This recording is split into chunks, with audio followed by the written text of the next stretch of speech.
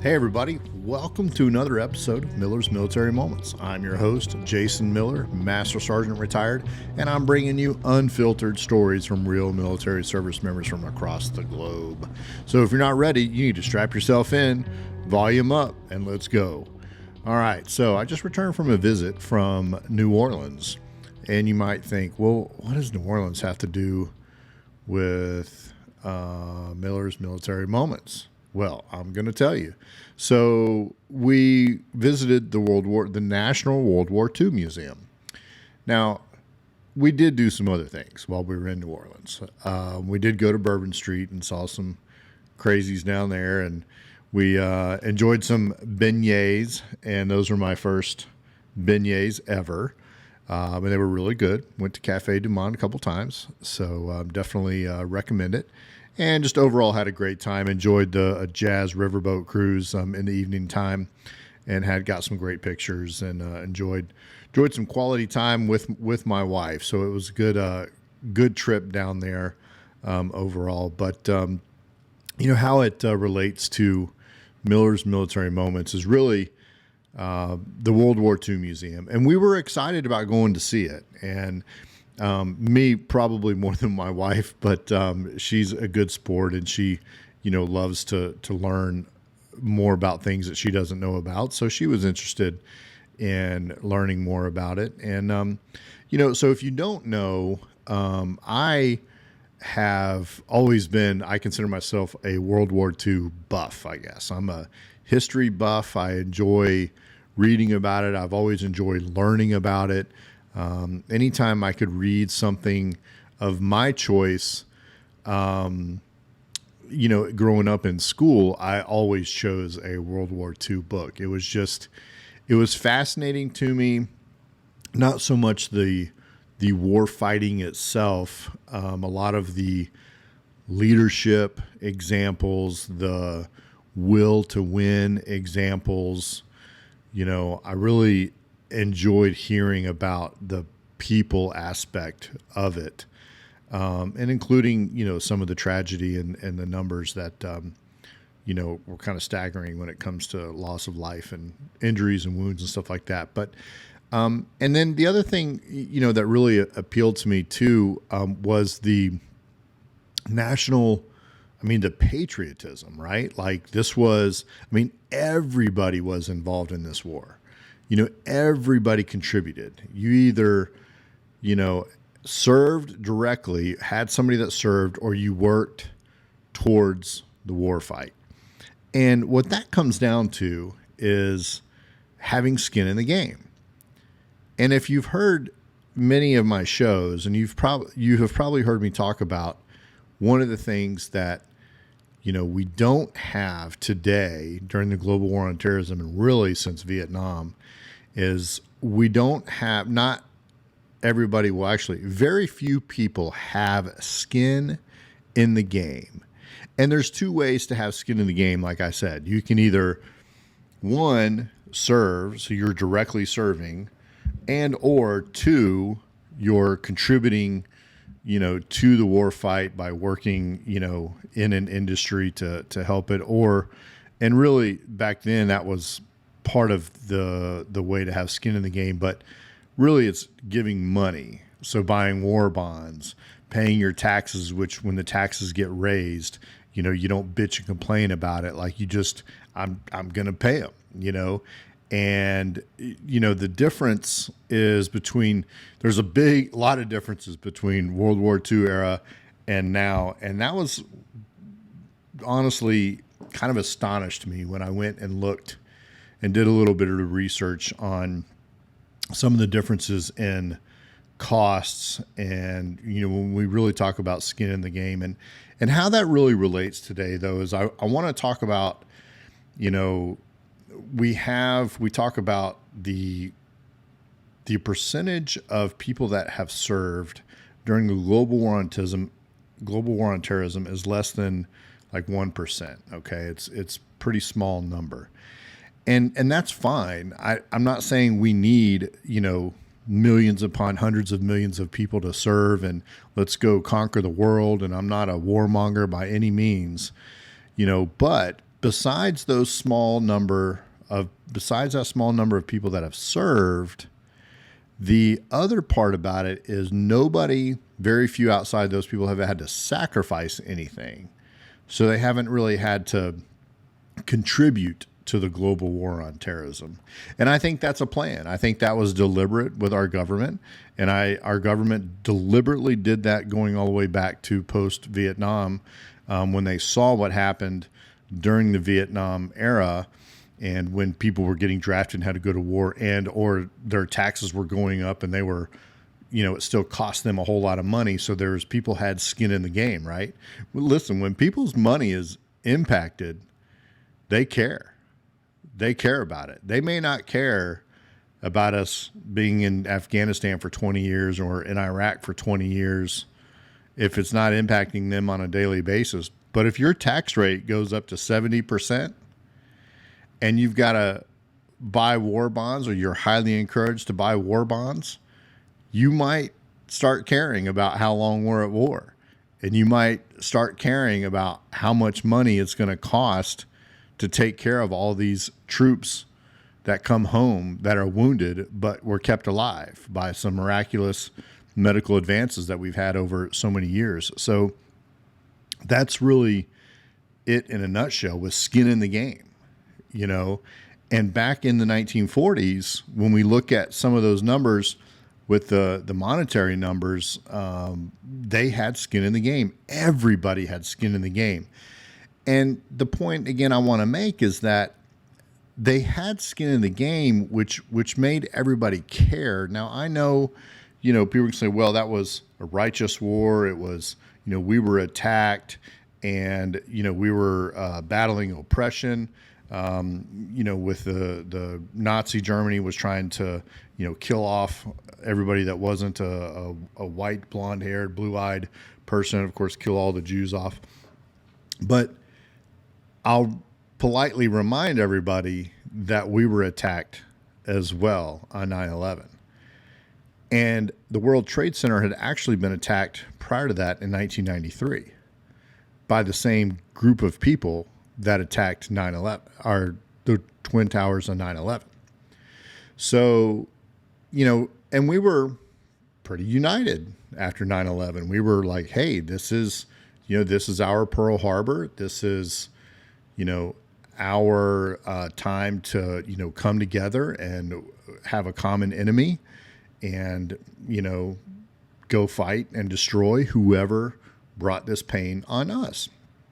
And which is not a bad thing. I mean, I've already had a couple different shows on how long we should have stayed and all that kind of stuff. And I'm not going to get into that stuff in this particular show, but that togetherness, that unitedness, if that's a word, patriotism faded. And we had some volunteer to serve.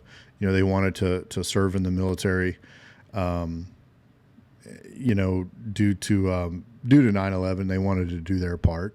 And, I joined prior to 9/11. 6 weeks prior to 9/11, I had always wanted to be in the military. And, I really admired the World War II generation and their will to fight, their ability to overcome obstacles all the time. And, my grandfather was in the Navy towards the end of World War II, and I really admired him. And the people of that generation just, really appealed to me, and how they conducted themselves, how they carried themselves. They were willing to do whatever it took to win the war, to build our country back up after the war, etc. So here we are, after 9/11, and some of these major differences when we talk about not having skin in the game. And this isn't a finance class, and this isn't a tax class. And if any of y'all know me, y'all know that I'm not big on taxes. I'd actually rather us have fewer taxes, and I don't want the tax rates to be raised. But with that being said, the government has to have money to pay for things, and we do have a lot of things that the government pays for. So I'm not going to argue whether we should or shouldn't, have more taxes or less taxes during this episode. But what I want to bring to your attention is, you know, that's one of the things that I discovered or I felt when I was there at the museum, how everybody contributed, whether it was serving or financially. And it was each individual almost that committed something financially. I mean, to the point where they had little piggy banks the shape of a bomb that if you filled it up with pennies, it would be $18.75, and that would equal the cost of a war bond. You could go and turn that in and get a war bond that in 10 years would be worth $25. And it was more about contributing. It was, the war bond wasn't, it was way below market value, and it wasn't an investment. It wasn't going to help your retirement any, but it was about contributing to the war fight. And, that was the whole skin in the game. Everybody felt, they had to contribute, had to do their part. And, since Vietnam, really, when, the war was not, quote, righteous, and there was a whole lot of people that were divided on whether we should be there and we shouldn't be there, and, protests and all that kind of stuff. And then, once we got out of there and the military said no more draft, we just need to do an all volunteer force. And so from that point on, deliberately, the government really has made it to where very few people have skin in the game. So because if you volunteered, right? You asked to do whatever they told you to go do. And we're not going to ask the general public to sacrifice anything, to contribute anything extra to the war fights or the war effort. So in other words, very few will have skin in the game, and they won't get upset by it. It won't really bother them that we're at war for 20 years or that we're spending trillions upon trillions of dollars. So they won't start protesting. And then, if we don't conduct total warfare and we keep not only the enemy's, casualty count down, but we keep our own casualty count down, then it won't be as shocking or scary to the public, and they won't start freaking out, So there's a lot of things that work there to try to keep the military industrial complex going, try to keep us where we can go to war and not have our country, erupt and be angry about it and say, hey, enough's enough, bring our people home and stop spending the money. So, I said it's not really a finance class, but I want to share some things that I learned, during that time. I did a little bit of research during that time compared to now, and, try to look at my notes here and make sense of some of this stuff. And when we look at the overall cost, right? World War II cost $300 billion, which was an enormous amount of money back then. The global war on terrorism comparatively costs $6 trillion, according to some experts. And that number is debatable, because you can go and look at the Department of Defense will tell you about 1.5 trillion. And then other agencies will tell you different numbers. And I'm here to tell you that's all on purpose too. All that's on purpose so that you, the individual, the citizen, the voting member, has no real idea how much money is being spent, on these overseas adventures. And so $300 billion for World War II. And also on top of that, the tax rates. I'm going to go for previous. Let's go backwards to World War I. World War I tax rates. Now I know I'm probably jumping all around here, but that's okay. Hang with me. Pre-World War I tax rates, 1913, we're talking 7% was the top tax bracket if you make over $500,000. 1916, it went up to 15%. 1917, 67%. And 1918, 77%. Like, how many people are listening right now can even fathom those 67 and 77% tax rate on people that made over 500,000? And it's equal to like 3 million today. So I know I'm not saying it's not a lot of people, but it's not too many people. But paying 60 and 70% tax rates. Now there's probably loopholes and they dropped it down to a certain percentage, right? But still. So in the 20s, 25 to 32%. It dropped down to 25%, and then they raised it 32% during the Great Depression. And so this was, a way for them to start, the federal government started raising money, and they didn't even start taking federal income taxes out of people's paychecks until, excuse me, to like 1916, I believe. I could be wrong on that one, but it hasn't always been that way. So the higher tax brackets mean they said, hey, we've got to pay for the war. War's expensive. We didn't have a large standing army, or military. So war's expensive. We need to raise all this money. And since everybody thinks it's just and it's a good war, we need to raise all these tax rates, right, to pay for it. And then the Roaring '20s come and it gets reduced and the tax rates get down. And then, World War II comes and we need to raise all this kind of money. So by the end of 1944, the top tax bracket was 94% if you made over $200,000. Think about that. Over 94%. Now, there were so many loopholes in there because Congress was not real happy about trying to do this. And FDR was, a big proponent of trying to raise money through taxes and have the people pay for this instead of borrowing money.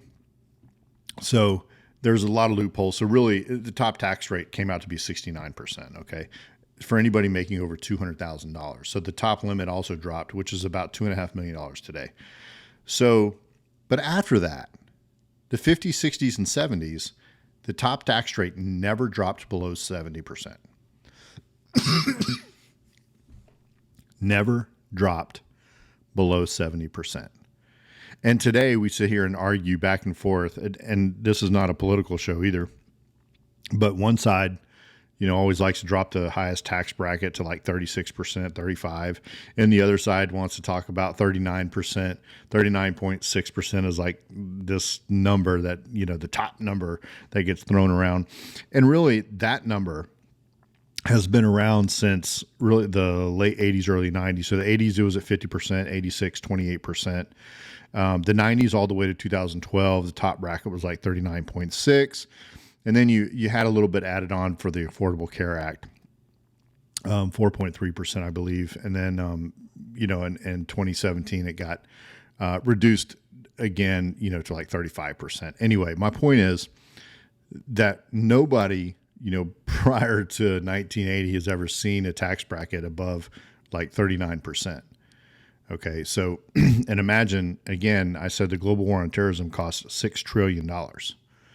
$6 trillion. And there's some other numbers that just blow me away when we think about this. And when we look back at not only the high tax brackets, and so everybody was doing their part, right? The skin in the game. They got skin in the game. I'm telling you, if you have skin in the game, if you are paying that much money, because there's a war going on, I mean, year after year after year, 15 years, probably 5, 10, 15. I mean, you're going to be not happy well before 20 years, right? I mean, when you look at World War II, Pearl Harbor was December 7th, 1941. And, the Pacific fighting started in the spring of 42. We went into North Africa in 43. Listen, Normandy is one of the main events we all can remember, June 6, 1944. Well, the war in Europe was over May 7th, 1945. So 11 months, the war in Europe was over. And in the Pacific, the war in the Pacific was over September 2nd, 1945 as well. So, we weren't at war for 20 years. We had obviously specific missions, and we definitely had conducted total warfare back then too, which will be another episode. And because I'm going to cover a lot about the World War II Museum, I really am. I've got probably 3 or 4 episodes of things I want to talk about and how it really relates to today. And this is just one of them. And raising the money, to pay for this war, and the difference back then, and how everybody was involved. So here's another example how everybody was involved. The government established 8 war loan drives. And essentially they were like selling war bonds, and there were 8 different weeks set up, throughout 1943.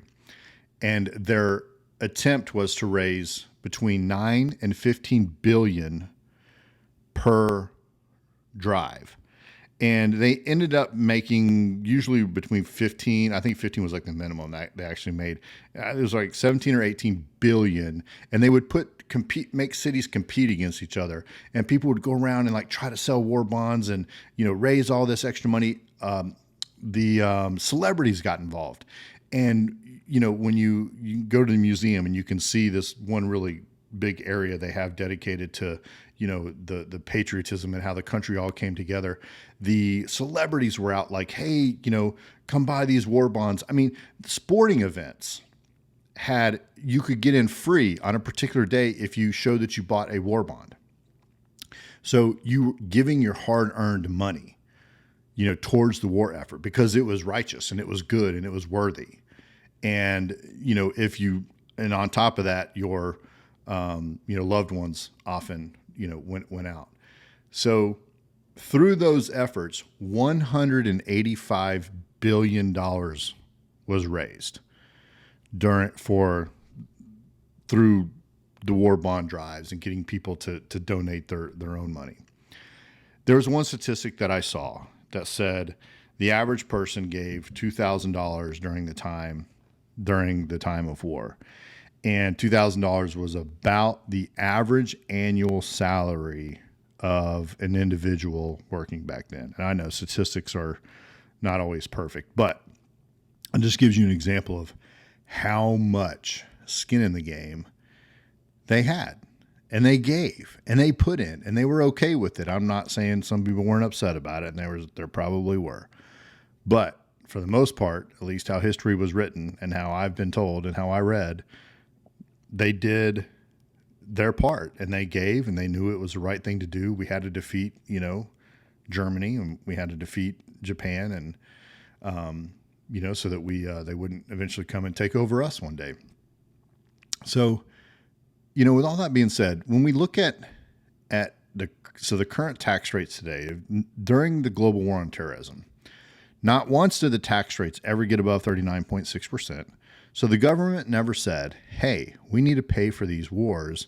How are we going to raise the money?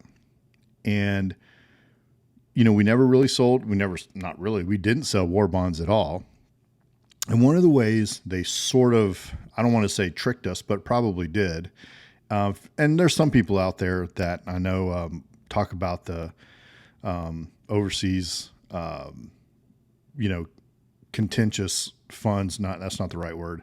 Contingency funds and overseas contingency operation funds. I should have wrote that down. But OCOA funds, which are different than the Department of Defense budget, annual budget.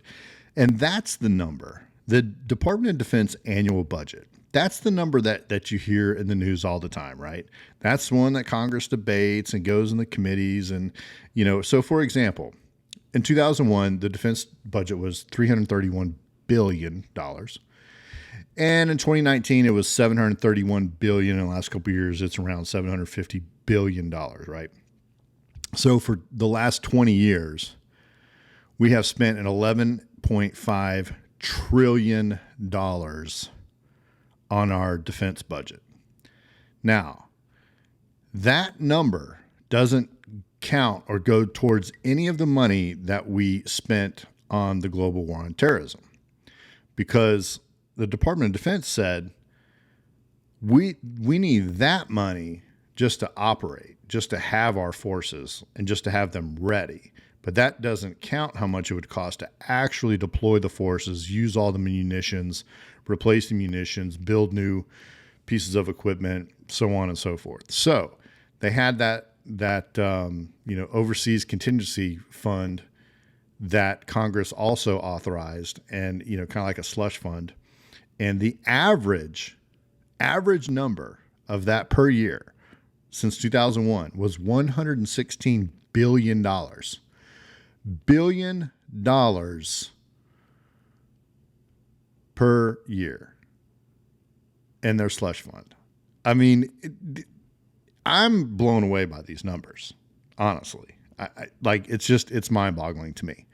And again, so that's 2.3 trillion for the last 20 years for the slush fund.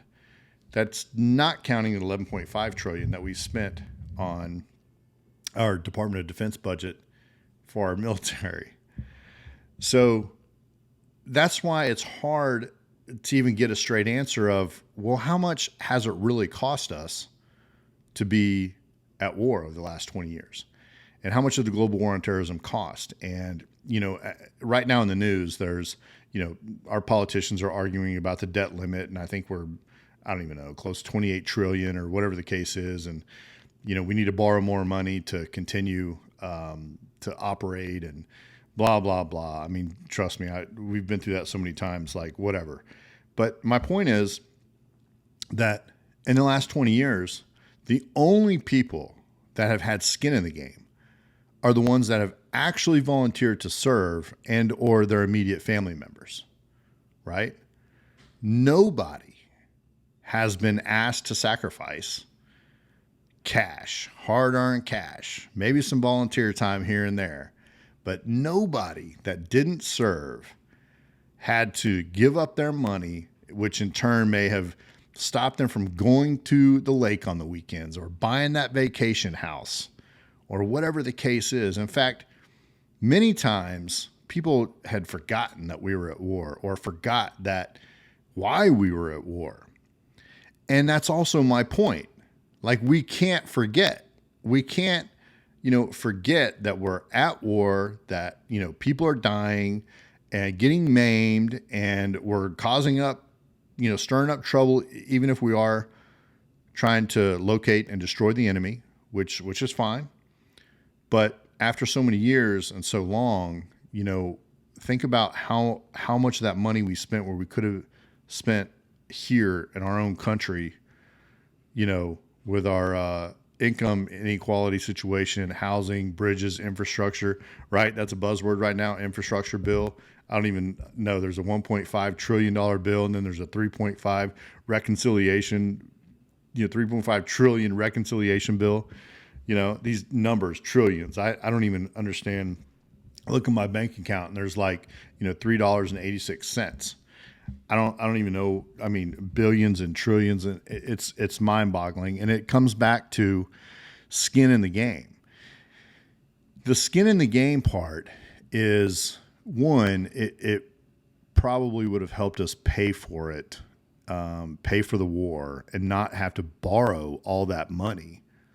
I mean, that's 11.5 trillion. I don't even know. We're getting into the trillions that if we had our nation pay for it, raised the taxes to at least pay for the war, and they could have designated a certain percentage of our taxes to go directly to that. They could have done a lot of things. Then, one, it could have paid for it. But two, I think that really what would have happened is after so many years, people would have started saying, okay, like this has gone on enough. Like, what's our mission? Why are we there? When are we going to finish? And let's get this done and home. Instead, nobody cared. I don't even think it made the Sunday news probably after like 2007 or 8 is my guess. Heck, I'd visited one foreign country twice and another one for 12 months after that time period. I mean, I went to Egypt 2010 and 11 for 12 months. I went to Afghanistan for 18 months, 9 months apiece in 13, 14, and 16, 17. So to say we weren't deploying anymore, we weren't at war, nobody noticed or paid attention is garbage. It's bullshit. And a lot of the politicians were saying, we're not at war anymore. We're pulling our forces back and stuff. Well, here's another thing they did. And these base realignment BRAC. I don't even know. It's base realignment, something, whatever. It means we close bases down, realign troops for different things. Yeah. So we pulled an aviation brigade, sort of, out of Germany, right? So we pulled an aviation brigade home, and really we just cut them. And then now we're deploying an entire aviation brigade, mostly to Europe, 9 months at a time. So they get to go to Europe, but not get to go to Europe. They're not going to Germany and living in housing for 3 years. They're going basically to the field for 9 months and, doing war games and exercises with some of our allies over there. But my point is, so we brought some of those people home, yet now we're deploying people even more. And, how many people know that? We're deploying units to Korea instead of them for 9 months at a time, instead of them being stationed over there. So some of these moves, again, if you don't have skin in the game, you don't care. And I get it. And that's my whole point, is I want people to care. I'm not saying, everybody has to serve and we have to go to war. Well, actually, I do think, we should have some type of mandatory service, but not because I want to go to war and kill everybody and do all these crazy things all over the world. No, I don't want to do that. But I do want people to have skin in the game. I do want them to be involved, and I want them to care. And when your money is involved, you care. And that's my whole point. And because I really think when we look at Afghanistan and even Iraq, we could have been out of there a long time ago. Probably once we got bin Laden, we should have been out of Afghanistan. Heck, he was in Pakistan by then anyway. We don't need a nation build. All that's BS. We can talk about that at another time. But we should have been out of there a long time ago. And I'm not really Monday morning quarterbacking the whole Afghanistan thing. I've said that for a while. Skin in the game, and especially, so our government has done a really good job of making sure 98% of the populace is not impacted by our wars. Yet now we're arguing about tax rates, and we're arguing about, I'm going to mention, the Republicans like to lower the top tax rate to 35%, and then the Democrats love to raise it to 39.6%. Like, listen, if we're going to war and we need to spend trillions of dollars, and I'll repeat myself again, I don't like taxes and I'm not in favor of federal taxes, but if we're going to war and we need to spend trillions of dollars, well, guess what? Everybody needs to have skin in the game. We need to raise those taxes. We need to raise the taxes. We need to sell war bonds. We need to have everybody have skin in the game. And even if we don't, because the people are like, hey, I don't want to pay for this, then right there, that tells you that's the people that's telling you, hey, we don't want to participate in this, meaning we don't want to be a war, and we don't think it's the right thing to do. Now, I don't know many people that would argue in that direction as far as 9/11 goes, but that should be the only time we go when we need to do something like that, or if we have a staunch ally that's being attacked and we've agreed to defend them, which is kind of another issue. Grant and I are going to tackle that China here soon, talking about Taiwan and what are we going to do? We have 50,000 service members stationed right close to Taiwan, and China's getting all frisky over there right now. So what are we ready to do, America? What are we ready to do? We're out of Afghanistan, but China's pushing on the door to Taiwan, and we've agreed to defend them. So that's another show. We'll get into that next week or later this week with Grant. But skin in the game, and what are we going to do about it? Tax rates, paying for it. The government has done a great job keeping everybody, kind of unaffected by it. And then compared to World War II, everybody was affected by it. And I think it created a lot of that, patriotism and commitment to it. And I'm willing to give everything that I've got to make this work, because we've got to, or they'll, destroy our way of life. And, if we are in that situation, like here, again, if we're not worried that somebody is about to take over and change our way of life, is it worth going to war for? That's something we need to think about. But really, this goes back to that skin in the game. We've got to have that skin in the game, and we got to care, and we've got to pay attention to what our government's doing. And, another thing that they're doing with all these trillions of dollars, which is why it's so hard to find out how much they're really spending on the global war on terrorism and DOD, is, there's all these different departments now that are impacted by, quote, the global war on terrorism, yet they don't fall under DOD. Yet, like the Department of Homeland Security has gotten almost $1 trillion in their budget over the last X number of years too, right? So, and they were created because of 9/11. So there's all kinds of other things going on with that money. And, we've got to figure it out somehow. I don't know. It's it's probably for another show or another podcast to talk about, our political situation and our voting, and do we really have power as voters if we don't have, the money to spend $10,000 on a fundraising dinner for a politician, right? And if we can't even go to that, they don't care what we say. So I don't know. It's a lot of stuff going on, but the opportunity to go to the World War II Museum was amazing. I learned so much more than I already knew, and I felt like I knew a lot. I really did. I felt like I really knew a lot, but I learned so much more, and I was just really excited to be there and read about it and see a lot of the faces and read about it, the stories. And, this particular part, having the skin in the game, just really caught my attention. It really, really did. And, how everybody was just in it. And then, thinking about our situation in the last 20 years in global war and terrorism, and how it really, applied to us in a different manner. It's just totally different time frame, but we don't have to be so different from back then. And I think we've got to figure out a way to come together as a nation, not just for war. For everyday use. Listen, people generally want what's best for their neighbors and their friends. And, generally we want people to be able to have decent jobs, and we want people to have health care, and we want people to be able to have decent, homes and retirements. And, I know there's many ways to do that. And our politicians will talk about certain numbers and, buzzwords and buzz things to get us emotional. But somehow, some way, the people have got to come together. We have to come together and understand and believe that our neighbor and our friend down the road, they're not that different than us. Maybe one wants rich people to pay a few more taxes. Maybe the other one wants no taxes, but I bet we could meet in the middle somewhere. And that's what we're missing at the political level. And I've said this on social media where, listen, we as the people have got to come together and show that we can come together, and that we expect and demand our politicians do the same. Like, we are going to have to lead from our pulpits, the streets, together to show our politicians how to act and how to compromise and how to do what's best and what's right for everybody. And I'm not blaming one side or the other here. And I do not like our duopoly either. That drives me nuts. We need a third or fourth party for that matter.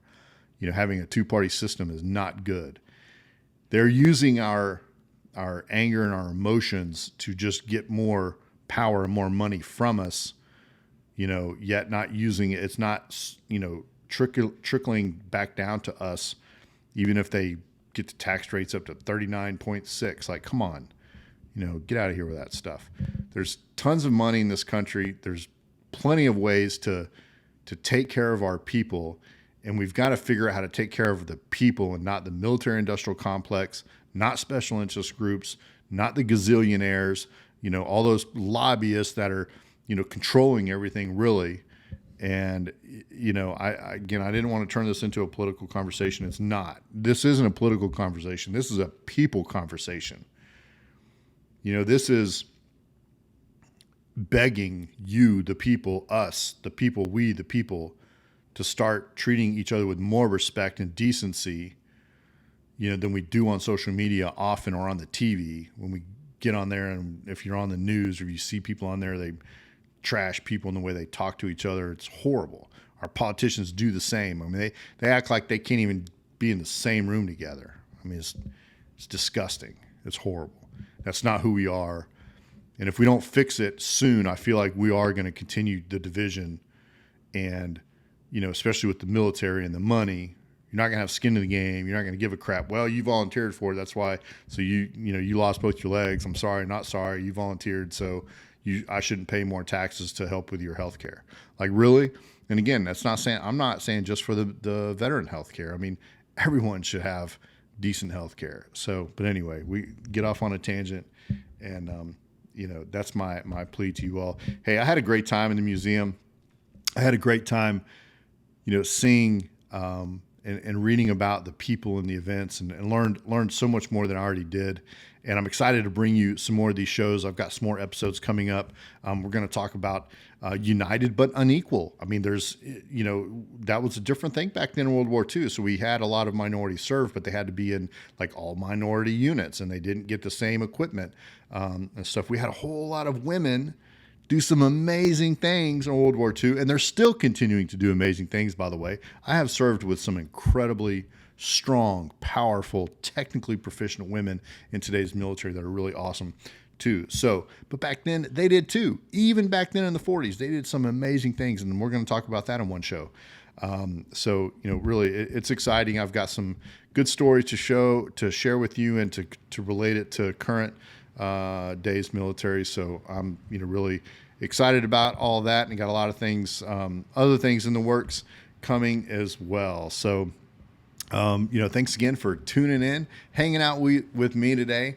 Hopefully you had a good time and learned a little bit of something new. And if you didn't learn anything, hey, you got to have skin in the game, if you want to care, and we know if you have skin in the game, you're going to care. So, all right, till next time, I'm your host, Jason Miller, Master Sergeant Retired, and this is Miller's Military Moments, where I'm bringing you unfiltered stories from real military service members from across the globe.